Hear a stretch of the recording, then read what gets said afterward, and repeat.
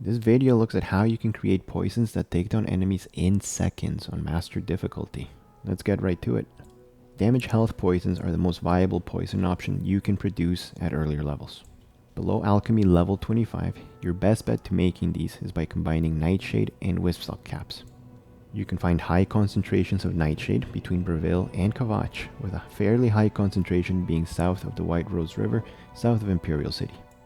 You can also find about 80 whipstock caps at Fatback Cave, which is right around Imperial City, and you'll be able to find a lot of these as well in other caves. At Fatback Cave, you can also find more than 80 Cairn Bullet caps, which you will be able to use later on for shock damage effects. At Alchemy level 25, you can also start to use Sacred Lotus Seeds, which are widely available around Imperial City in the little lagoons on the outskirts of the city. You'll be able to use these as well as another option for damage health poisons.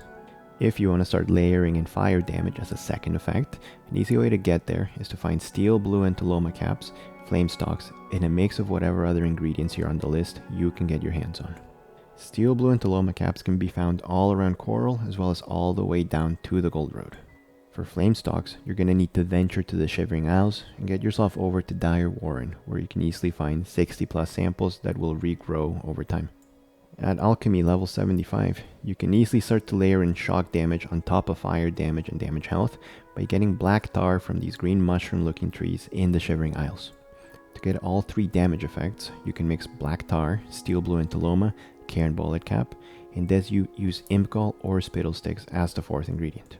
The thing that might make Spittle Sticks the better option here is that Imps won't be as widely available at later levels, whereas for Spittle Sticks you'll be able to keep finding these in the Plains of Oblivion as well as the garden in the Wizard's Tower.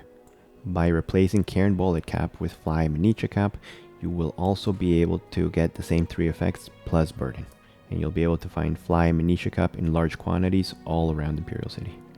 Last thing to cover here is the Paralyze effect.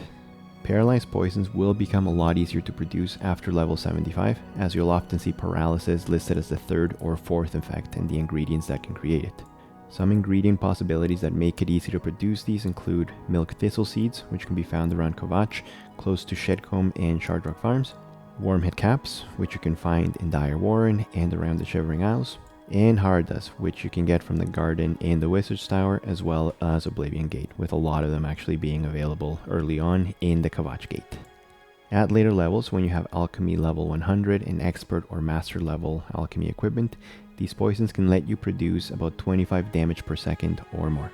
By hitting an enemy with a single weakness spell effect, you can scale that up to 100 points of damage per second, which would comfortably take down most opponents, even on Master difficulty. If you want to learn more about how the damage stacking mechanics work, check out my video in the description below.